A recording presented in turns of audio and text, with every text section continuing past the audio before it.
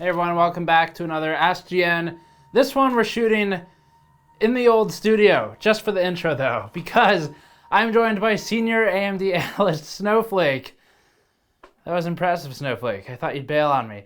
And if you're new here, I just wanted to give you a look at where we came from just recently, the last couple of months actually. I know a lot of you are new from the Walmart video and other videos, but if you've been a long-time GN viewer, of course, give it up for Snowflake in the comments below. If you have questions for next week's hopefully next week's AskGN episode, leave them in the comment section below, and I'll do my best to get to your questions for technical questions for the next AskGN. And if you're new here, this is a Q&A segment where we take your questions, whether here or on Patreon. You go to patreon.com/gamersnexus to leave a question there in the Discord, and we try to answer them to the best of our abilities. And this is senior AMD analyst Snowflake. Before that, this video is brought to you by Thermaltake's Core P3 case. The Core P3 is one of the most unique cases on the market. It can serve as an open-air standing chassis, a test bench in vertical or horizontal orientation, or as a wall-mounted showcase PC. The Core P3 now comes with a 5mm thick tempered glass panel for its side, but keeps the front, top, and back open for air. The Core P3's versatility as a display piece, test bench, or standard desktop is reinforced by its price of roughly $110 on Amazon. You can learn more at the link in the description below. So before we teleport over to the proper set, the real set, the new set these days, this is what's happened to the old ones. The wood wall's still here. If you know the iconic wood wall, there it is. It's still around. And I've mounted some bike frames to the wall for the side channel, the GN Steve side channel. She always does that. And we'll be doing some more videos on that channel and this set at some point. Not sure exactly when, but that's what's been going on here. If you've been wondering, it's been a lot of work, but let's teleport over to the main set now where the audio is better and also everything else, including the lighting. All right, so this is an AskGN. A lot of you already know the rules. If you have a question, as I said earlier, post it in the comments section below, or if you have access to our Patreon-only Discord, you can go to patreon.com/gamersnexus. You can also post your questions in the AskGN channel. It's been a little while since we've done one of these, so we might end up doing two for this weekend, but let's just start with the one and see how it goes. First question is from Soren, and Soren said, so I just watched Der Bauer's video where he talks about the 9900K stim issues, and he sanded down the die. I was under the impression that the die was the processor and all the transistors were in there. But if it's okay to sand it down, then what really is the die? And where are the transistors located, the PCB under the die? That makes me think, again, what the die really is and what its function is. This is a great question, and fortunately, most of those are pretty easy to answer at least a surface level. So, the most immediate answer I'll give you, what is the die? Well, the die is it's a smaller piece of silicon underneath that shiny layer. That shiny layer is a diffusion barrier, and I'll go over some more of that in a second with some notes from Der Bauer as well, the one you referenced. And so under that diffusion barrier, you eventually have the actual silicon die. Depending on which processor it is, sometimes that's facing down towards the substrate, sometimes it's facing up. Depends on which one you're working with. But you said the PCB under the die. So that PCB, that's commonly called a substrate, and that's just an interconnecting grid of traces to connect all the everything together on the CPU proper. But the die itself is a smaller piece of silicon that sits under the diffusion barrier. So what is that diffusion barrier? Well, this one I had to do some research on myself, and I knew the basics of it already because I've also seen that video. And I spoke with Roman a bit in the past about this, so I have Roman being Der Bauer. So I have some of his input as well, alongside quotes from an old article of his written in 2015 that's to this day is still accurate. So let's go through my notes first, and then we'll go through his written version.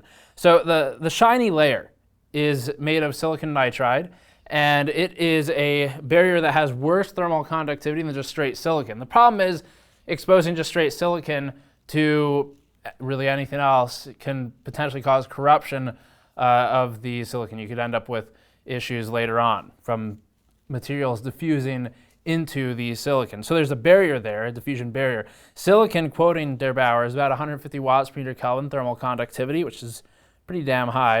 It's a bit below aluminum, to give you some perspective.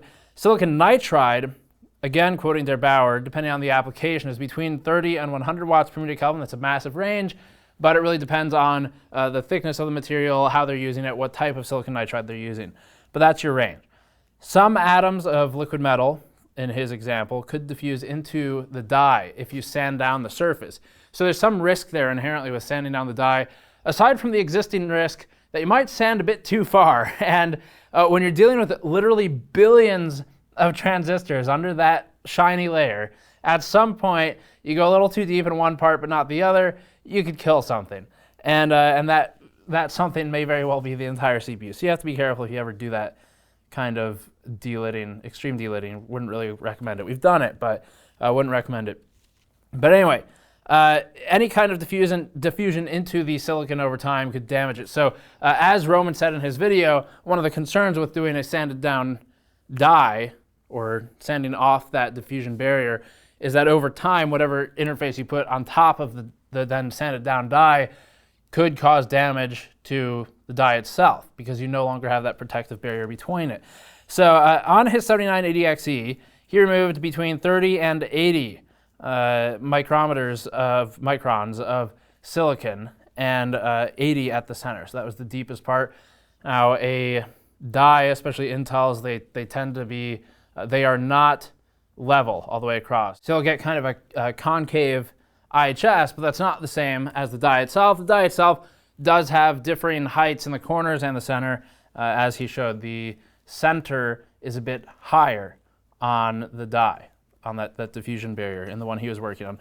So silicon nitride layers are used to protect the die underneath. They are particularly good against things like corrosion, interference caused by ions or other chemicals that you don't want interacting with the silicon.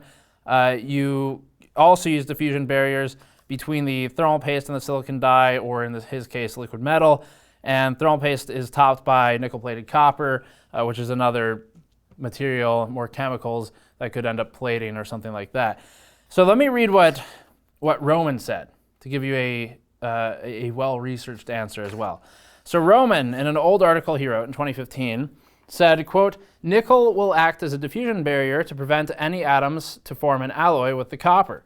Indium also sticks to nickel, but not really well. So to improve the adhesion, you have to apply another layer on top, preferably using a noble metal because they provide some of the best wetting conditions. Examples would be gold, silver, or palladium.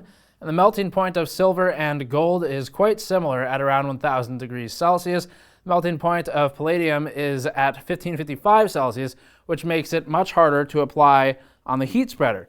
So choosing between gold and silver, gold easily forms an alloy with indium and has great wetting conditions. Before you can think of soldering, you have to apply a gold layer on the heat spreader. The gold layer has to be around 1 to 3 microns thick. The die is made out of silicon, Si, but you can't solder directly to silicon. This is another reason that diffusion barrier is there. Otherwise, indium would diffuse into the silicon, which would result in a different doping characteristic or damage the chip over time. So you need another diffusion barrier on top of the CPU. The diffusion barrier is formed out of several layers made of titanium, nickel, and vanadium. On top of the diffusion barrier, you need another gold layer as wetting layer for the indium connection. So if you want to read more about this, that's kind of the whole section he had on your exact question. But if you want to read more, it's an old, I think it's an overclocking guide. Is it overclocking.guide is the site? You can find it there. Or, of course, you can go, if you don't know who he is, to Der Bauer's channel. We would highly recommend it because he's a great source for extreme overclocking and other material property information. So hopefully that helps you out with the question. I went ahead and quoted his response for the most detail that we could get on short notice, although I have spoken with him about this question in the past. So next one. This one was from SadPandaa. So SadPandaa asks the question on your last live stream, and you gave a quick thought, but wondering a little more. I'm overclocking a non-K i5-6400 at 4.7 gigahertz, 1.325 volts, so I have to disable C-states, turbo boost for a full-time overclock. To reduce power usage and heat, I've been using level 8 LLC to ramp up voltage under load and drop back down to 1.280 at idle.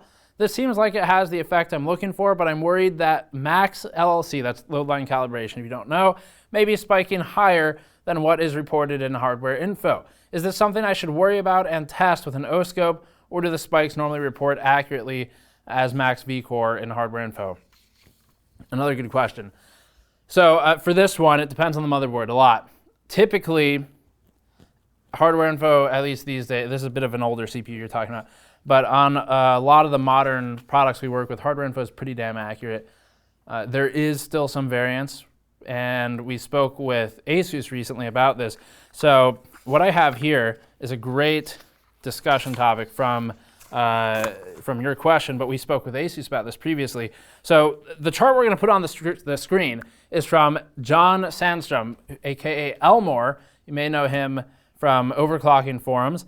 Elmore worked at ASUS just up until recently and really didn't get enough credit for the engineering work he's contributed to ASUS's products, BIOS, things like that. I'm sure he got credit internally, but externally wasn't as famous as he deserved to be, or maybe was too famous, depending on if you're talking to him or not. Either way, Elmore got hounded constantly by the community for questions, got hounded constantly by press with questions, and one of the things he did was provide us with an example right before he left of the level of detail he'd go into. So tested at 5 gigahertz on 1.3 volts with a 9900K, Elmore found the table on the screen now for the Maximus 11 Hero and Maximus 10 Hero. And this is a quote from him. He said, "As you can see, M11 Hero should be at most 10 to 15 millivolts off on the on-die sense measurement and is primarily due to the SIO ADC granularity and error characteristics. The Maximus 10 Hero is using a simpler voltage sense circuit and is, in this case, up over 100 millivolts off under heavy load. You should see similar values if you measure on other boards." He continued, saying, "There are no on-die sensors, there's only on-die sense. What this means is that there are 2 pins on the CPU for measuring the, quote, actual voltage, reaching the IC without any current bias. On the Maximus 11, we've added a circuit for feeding this differential signal into the Super I/O ADC, or analog to digital converter. BIOS, CPU-Z, and hardware info will all read this value from the SIO." And Elmore also sent us some photos we can put up on the screen of measurement points for Vcore and the on-die sense for those 2 motherboards, the Maximus 10 and 11. So to really get into your answer then, it is possible that a high load line calibration can overshoot, and you might spike up instead of down, like with a more conservative LLC. We have a video on the channel by Buildzoid where he explains how LLC works. I think it's probably called How Load Line Calibration Works. Search it on our channel. And that should help answer your question in greater depth. But to really give you a straight answer here, hardware info, CPU-Z, things like that, are not always accurate. It varies board to board. We found that they are pretty accurate with 9th gen, and with the Maximus 11 Hero, and that's helpful for figuring out if you're getting the voltage you think you're getting. Now, the best way, if you really want to be careful to measure this, you could take a DMM, you stand the board up, maybe it's in a case and you have good access to the back. You stand the board up somehow, and when it's off, you find the capacitors in the socket, the CPU socket backside that correspond to Vcore. His photo really helps a lot with making that easier. But if you don't know where they are, you don't have those boards, what you do is you probe like a leg on a choke or a MOSFET from the Vcore VRM, and then you probe all the different capacitors on the back of the CPU socket until you find one that is continuous. So you're doing a resistance probe. And once you find the one that's, well, one of the ones that goes to Vcore, you can measure both sides of the cap. This is dangerous, so be careful. The reason it's dangerous, it's not like physically going to harm you, but it's dangerous probably. But just to cover myself there, almost certainly not going to. There's really there's no meaningful amount of current going through there that's going to hurt you. But the only reason it's dangerous is because you can kill the component, and that's because you're working with a really small capacitor. And so if you slip when you're probing and you bridge 2 caps or a cap and something else, then they can obviously arc to one another, and that might very well kill the motherboard. So that's the only reason there's any danger to doing that. If you feel really uncomfortable probing 2 sides of the same tiny cap, which is the best way to get an accurate measurement for your actual voltage, then what you can do, you could either solder small wires to it, kind of like Elmore did. No one really wants to do that though. So perhaps easier would be probe one side of the cap and then stick the ground into a Molex cable. you're going to have variance here. So we've measured it between 20 and 50 millivolts, and that'll throw off your numbers, but it's kind of close enough where you'll be in the ballpark and you can figure out if you're within safety for your voltage. And that will vary based on the length of the Molex cable and stuff like that, vary on the power supply too. Basically, you want the ground that's closest to that capacitor as possible. And the closest ground on the capacitor is going to be the one literally on the capacitor. But if you don't feel comfortable doing that, grab some other ground nearby. And a Molex cable is just easy. You can shove it into the Molex cable. The probe is like the perfect size for that pin, and it's not going to go anywhere. But to answer your question, though, it depends on the motherboard. But typically they are pretty accurate these days. Just, that's how you would check if you really wanted to be sure. And next, oh yeah, and also check our video from Buildzoid in the past on LLC if you want more information on that. Next one. So this is from Banana Milk. It says, what makes some 100% CPU, GPU loads more intense than others? Intel burn test, AVX workloads, fuzzy donut, etc. Fuzzy donut's the best one I can speak to because I know pretty well how it works. We use it all the time. So the fuzzy donut it's Furmark. And it's a great GPU torture test. It's known as a power virus because in the past, it was used to literally kill GPUs by way of pulling too much current, or by too much current load on the MOSFETs specifically. So you'd have MOSFETs just pop. And I know pretty much all of our core audience knows what this is at this point. We have a lot of new people from the Walmart video. So your MOSFETs are right there next to the inductor line. Those are the inductors. It's a capacitor bank. And the old versions of NVIDIA and AMD drivers, ATI drivers, and the old versions of Furmark, you could very well push too much power because it's a power virus and blow up a MOSFET or some other VRM component. So that's been changed, and these days Furmark, if you run it, you'll notice the frequency is actually significantly lower than base and boost, and that's why we always make a note when we do those tests with Furmark that it says 1500 megahertz. Don't worry, there's nothing wrong with the card. It's just that it's not going to run at 1900 when it's being absolutely tortured with something that's so thermally constraining. So anyway, what makes it thermally constraining? There's a few reasons for this. Let's talk about the base of your question, which is what makes different loads more intense than others.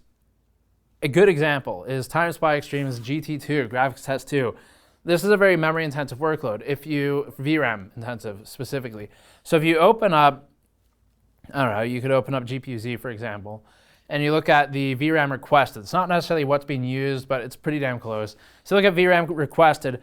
You'll see it's fairly intensive, and also if you increase the memory clocks in that test, GT2 versus GT1, you'll find that the maximum stable overclock will be different between them. And that's because in GT1, you're really straining the core, and GT2, you're really straining the memory. So if you can boost the memory a bit higher in GT2, your score will be affected in a disproportionate way than if you boost the core clock in GT2. The difficulty is that in GT2, boosting the VRAM frequency is less likely to be stable. So you can more likely get away with boosting the core frequency further. It's just that the payoff is less because the workload is primarily on VRAM in GT2. And the reason that you have these differences and where one's more memory intensive and one isn't is really just the way the application is programmed and what kind of workload, what kind of, in this case, textures you're dealing with and assets and things like that. So to go further on this, some CPU loads might strain the memory controller and core simultaneously, which produces additional heat on the CPU because now you have multiple components active and really doing work, so you have more heat in a smaller area.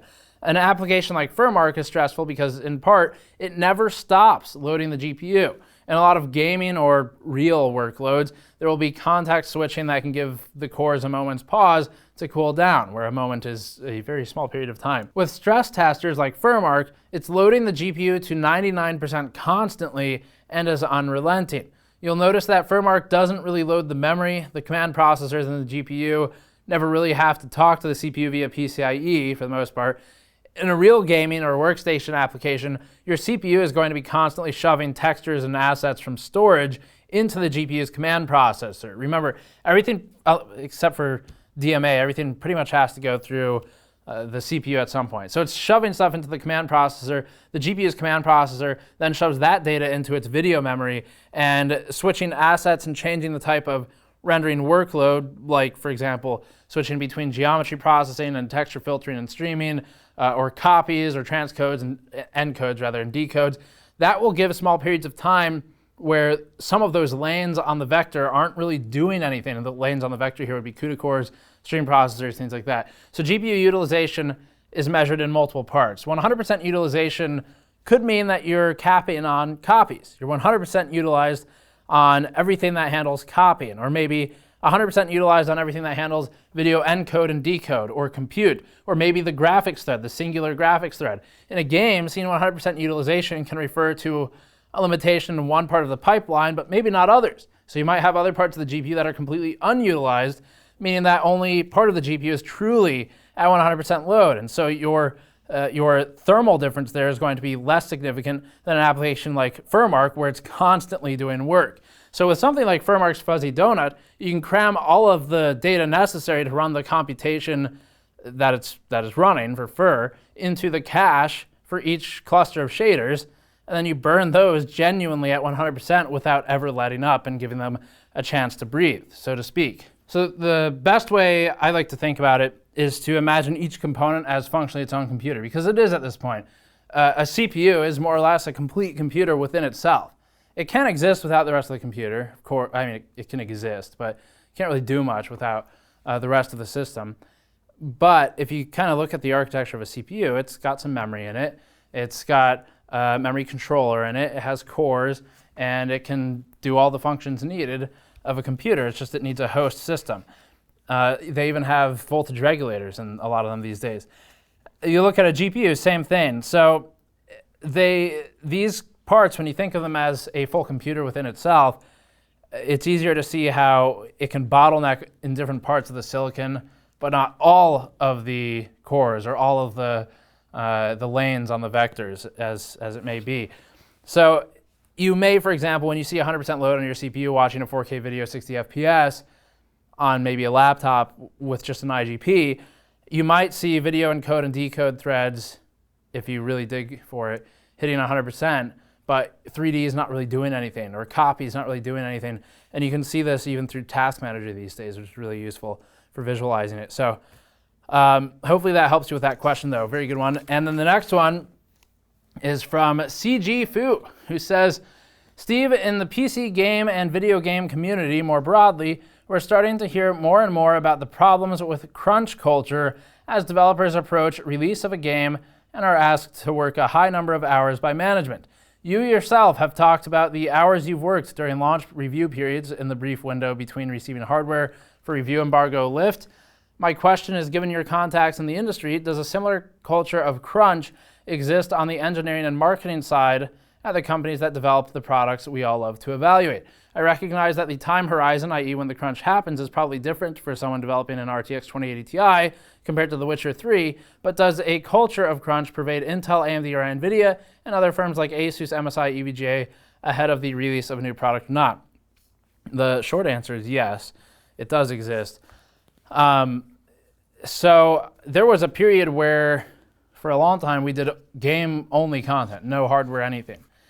And I lived in the game industry for a while doing that. And in fact, there was also a period when I was interested in becoming a developer before I realized that doing this was more enjoyable to me and more suitable to me. And in that time, researching everything, talking, interviewing with developers, we have a lot of them on the website before we really did any of the YouTube stuff. The type of crunch is a little bit different in my experience. So with time horizon's one thing, like you said, but the type of crunch with, I don't know, GPU development, you don't necessarily have everybody in the whole company under crunch. It's more like people in media relations, in technical marketing, in testing and validation. Those people are really putting in the hours once the product is in that final week stretch before it releases. And that's because they're dealing with often hundreds of media finding all kinds of problems or thinking they find problems. And then technical marketing's job is to find the truth. PR's job is to filter the truth so that the company doesn't get damaged by whatever that may be. And that week-long period, hopefully before a product lifts, is definitely a crunch period for that team. I know people who work at some of the companies you've mentioned. I guess I won't name any of them specifically, but I know plenty of people at all these companies who, in speaking with them at events and before launches and things like that, they're just like walking zombies a lot of the time, which isn't too different for media. We get it bad too. And it's really, for us, it's more of what you make of it. I mean, we can get away with skipping an embargo if we really had to, and I've done it, but these people can't. They'll be fired. So, yes, crunch exists, and the extent of it, I think it's a little different. So in games, I mean, it's gotten a little better these days from what I understand, but I know companies that it was not uncommon where everyone in the company would be working like a 100-hour week leading up to going gold or something. And that's obviously not really healthy for the company. We've interviewed Richard Garriott, famous for Ultima. We've interviewed Chris Roberts, famous for Wing Commander and now Star Citizen. Whatever you make of that doesn't really matter for this point. But speaking with both of them, especially Richard Garriott when he was at Origin, I mean, they had like bunks and couches in their offices because people would stay there and sleep or nap and get back to work.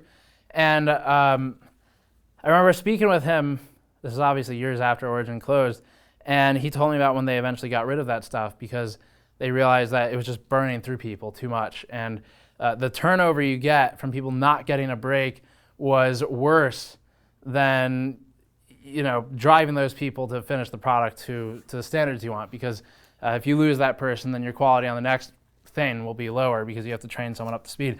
But I would say that industry is, to my knowledge, a bit worse than what we see at the companies in hardware, but absolutely there's still crunch in hardware. I can think of individual people at every one of these companies you've named who work way too many hours. There's a guy, well, I don't need to go into specifics, I guess, but there are people who have had like serious injuries from accidents and things like that where they're working from the hospital.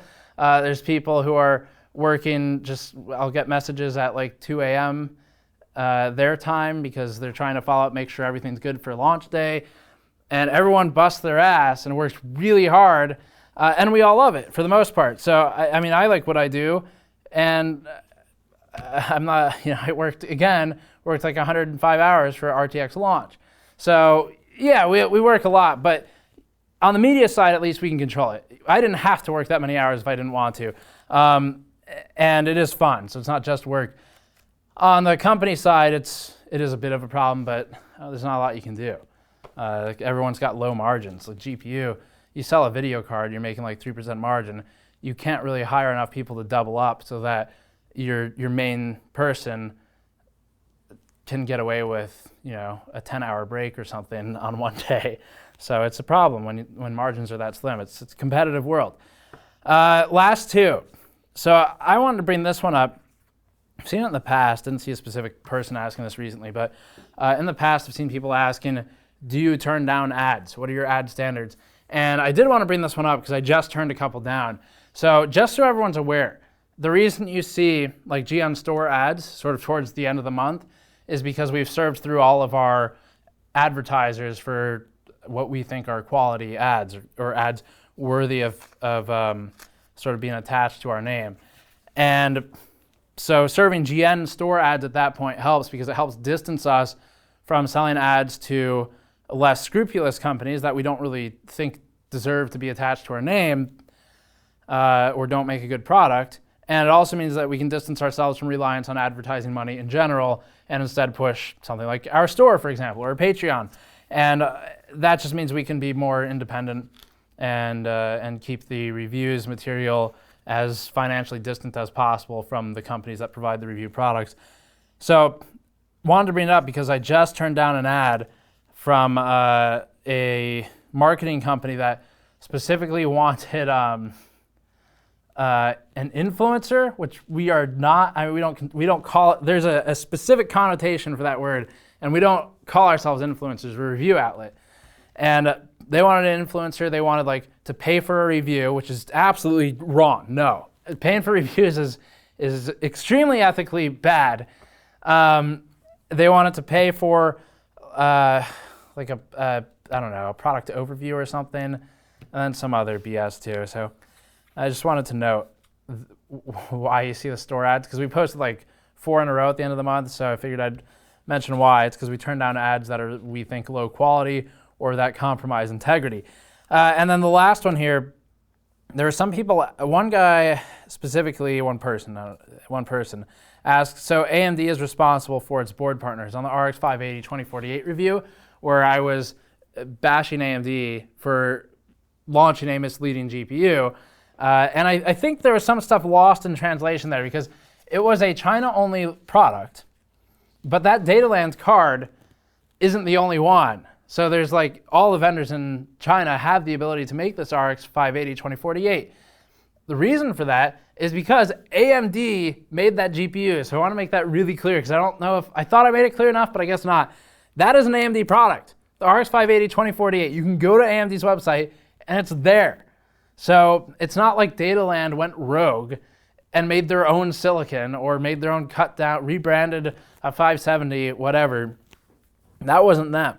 That was an AMD product. And this happens where like the board partners are not going to rebrand GPUs. They will no longer be a board partner if they do that, and their business will die. So just so everyone understands how it works, I think everyone pretty much does, but GPU supplier, NVIDIA AMD, works with a board partner. They sell them the GPU, often the memory attached to the PCB. The board partner is responsible for figuring out the PCB if they don't buy the reference one, and they're responsible for figuring out the cooler, maybe a custom fan curve, stuff like that. But they have nothing to do with making the GPU itself. And the only time you really see scams is typically on eBay from a no-name person who is maybe flashing BIOS or something and spoofing the card's name. And we've shown that in the past before, but that's not the same thing here. So anyway, that's all for this week. If you have more questions, post them in the comment section below. We'll try to do more of these. And you can go to patreon.com/gamersnexus to get access to a special AskGN that has a couple of extra questions. Thank you for watching. Subscribe for more, and go to store.gamersnexus.net to help us out there as well. I'll see you all next time.